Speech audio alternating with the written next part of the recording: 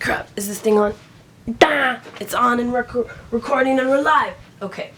Today we'll be talking about Wonder Woman and Jesus and the Jesus-Trope, and how Wonder Woman successfully uses the Jesus-Trope in order to convey a superhero story that goes beyond the typical superhero narrative while still also kind of staying within the superhero narrative, but bringing more hope and optimism to it by using that Jesus-Trope. But it's used in such a way that it's done so subtly that like you don't really notice it, and so the Jesus-Trope is used to kind of bring the character forward across the story, but not really to show that she is like special, but to show that she is special because she's taken this journey trope thing. A superhero movie that's more optimistic than typical superhero movies, while using the Jesus-Trope not to necessarily show why Wonder Woman is so special, but to show how Diana is able to journey through the Jesus-Tropes, the tropes of the Jesus-Trope, in order to become like a Jesus, but not quite, because she's a superhero, and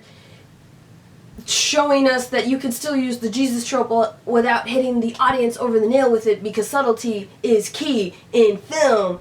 And that might be too long for the YouTube title. So yeah, Jesus-Tropes, Diana, Wonder Woman. Let's get into it. So, the Jesus-Trope. What exactly is the Jesus-Trope, you're wondering? And maybe I should state, first and foremost, that this film, haha, I'm not that cool, that this video isn't going to preach at you to convert to Jesus Christ or anything. This is just looking at the Jesus Christ figure in literature, and to show how the Jesus Christ literary figure has some narrative elements that people still use in their own stories to this day. Alright, also, spoilers, I think, maybe, I don't know. I might end up talking about 3 films, so like, just a general warning.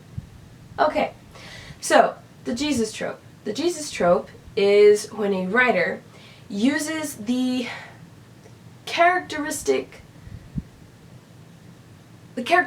of Jesus, of the Jesus story, in order to convey a narrative that has a Jesus-like figure in it. And normally this Jesus-like figure, character, whatever you want to call it, will complete 3 criteria in order to fully show the Jesus-Trope. Tropes of the Jesus-Trope. 3 characteristics are superhuman abilities, or humans outside of human ability reach, aka walking on water, flying, superhuman strength. You know, like things that humans can't normally have or achieve on their own. Like, it's, yeah. Second, self-sacrifice. Self-sacrifice that meets death, preferably, and leads to reincarnation, or recreation, or reanimation, or rebirth, or just any old They come back to life, preferably. So, second characteristic, they die, and they are brought back to life. And then the third one is actually the most difficult to explain, and the most difficult to show in a character. This Jesus-like character will bring them together and be able to equally balance between these dichotomous values. It can consist of 2 opposing values that they are somehow able to marry and agree within themselves, and are able to kind of spread that message of how to do it to others, or it can be more values, and they use them to become a whole human being, and then, again, they spread it to the rest of the world. Normally these values are either love and justice, mercy and truth. I say these 4 because in Pierce Plowman passes 12 or 17, you actually have 4 characters representing love, justice, truth, and mercy, talking about how difficult it is for most humans to be able to balance either love and justice, or truth and mercy, or mercy and justice together. Like, it's really hard to be merciful, but also, like, with justice in both hands. It's hard to be truthful, but also loving. It's hard to be loving, but justiceful, with justice. Loving with justice, right? So, Diana is a Jesus upon Jesus upon Jesus, Jesus character that I have seen in a long time. She completes almost all of the tropes except, ironically, the second one. She doesn't die. But we do have Steve Trevor die. For her, in a way. For humanity. And he isn't brought back to life. But the characteristics of love and truth are brought back to life with Diana. She embraces these aspects of Steve's character. You know, Steve was a very truthful character, even though he was a spy. But he always told the truth to Diana. He never tried to bullshit her. And then you have the aspects of love, because he loved her. And so the aspects of love and truth that he held are married within Diana's justice, because she is justified in her anger, and also in her mercy, when she is merciful. And so it's a marriage of these four values. Also, at one point, Patty Jenkins does say that Diana is the god of love and justice, and which I thought was really interesting, because it's like, I know of someone else in literary history that is also the god of love and justice. And I've read about him. Anyway. So, yeah. So, Diana is basically a female Jesus. And that's pretty cool. And it was really cool watching the film, because as I was watching the film, I didn't realize she was completing these Jesus tropes. Not until towards the very end of her character arc, when she has her arms splayed and she's facing the sun. And I was like, whoa, this is, if I was fresh out of literary class or literary school, which I totally am, bachelor's in English,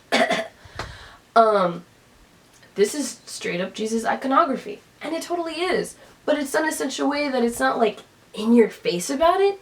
If anything, it's just showing this is the end of Diana's character arc. She has embraced these warring, oppositional values that people hold dear. She has married love and justice. And through that marriage of love and justice and mercy and truth, and through Steve Trevor's sacrifice, she's able to save the world and save the future and defeat Ares. And so I really like that. I really like that Diana, that the writers for Diana, of this Diana, use the Jesus trope not to show why Diana's super cool and why she's gonna win and la la la la la. No, actually, in a really cool way, they use the Jesus trope to humanize Diana and explain why it's so beautiful that she's willing to do all this self-sacrifice and willing to go out in the trenches and do the things that she does. And I think Nostalgia Critic's WonderWoman review, there's a line he says about DC and Marvel that I think explains it best. He says, Marvel is all about making humans into gods, and DC is all about making gods into humans. And you really see that in this film. The use of the Jesus trope is used in such an interesting and subtly, I almost want to say almost kind of original, except this film does take a lot of inspiration from Christopher Reeve's version of Superman. So I have to hold that into account. But regardless, or not regardless, but because of those things, of those reasons, that inspiration, she's able to become Jesus, or a Jesus-like figure, right? A Jesus-like figure in a way that's kind of new, because I haven't seen it done before in a really long time. And it's really interesting too, because she has the first aspect, the superhero ability, and she has the third aspect, which is marrying these opposing values that humans hold dear. But she doesn't really complete the second one. She's not the one that dies. It's Steve that dies. But he dies for her. And so it's a self-sacrifice. You get me? It's a self-sacrifice, and it's worth something. And that's pretty cool, because it kind of flips the self-sacrifice of the self in order to initiate a better world. But in this case, Diana doesn't have to die. And I really like that Steve stresses the importance that Diana cannot die. Hence the whole character arc of, the visual character arc of her with her arms splayed in like the Jesus pose with the light. She has brought the light, but the sunrise also kind of symbolizes that she still needs to bring the light. Like, you know, like it's not quite sunset for her. The sun has not set for her just yet. She still has a lot of stuff to do. And I think it's important to recognize the significance of this particular use of the Jesus trope, because it shows how you can reuse the Jesus trope and not have it, and not repeat it in a way that people are used to, but in a new refreshing way. Wow, my vocal cords really don't want me to talk. Because when you compare it to something like Batman v Superman, where they hit it over the nail again and again and again, you know, that Superman is a false god, or is he even a god, but he's an alien, so like it doesn't really matter, and I didn't really understand why we were having that conversation. And then, you know, what does it mean, you know, not a god to a non-believer, and that's supposed to be Batman, and then Lex Luthor is like, you know, just kind of showing all this, and he's referencing Darkseid, but it's in such a subtle way that I had to watch it a second time to even understand that he was talking about Darkseid, even though everyone on the internet was like, Darkseid! And like, Darkseid's supposed to be Satan, and blah blah blah blah blah, like, blah! It was so hit over the nail, and it was so like, just in your face about it, that I didn't want to pay attention to it. And like, I knew it was there, and it was like, okay, so they're gonna use the Jesus tropes. They're gonna use biblical tropes. But like, I didn't even, it was kind of like, it was phase over. Here, in Wonder Woman, I really noticed the biblical tropes, and I noticed the Jesus tropes. And you know, you think I would have noticed it sooner, when like they basically made Ares into Lucifer, like tempting humans and whispering atrocities in their ear, and that's basically what the snake did. And, you know, a paradise where there are no, you know, humans, and it'll be the way it used to be. Like, you know, that's straight up biblical. And I think shows Diana as needing to be the Jesus to Ares' version of the devil. It was really interesting. I wasn't expecting Ares to be like, you know, when I saw him doing all that and like tempting people, I was like, oh, so he's like Lucifer, so he's like the snake. And you think it would have hit me over the head that Diana was the Jesus trope, but it didn't until I saw that scene. Alas. Anyway.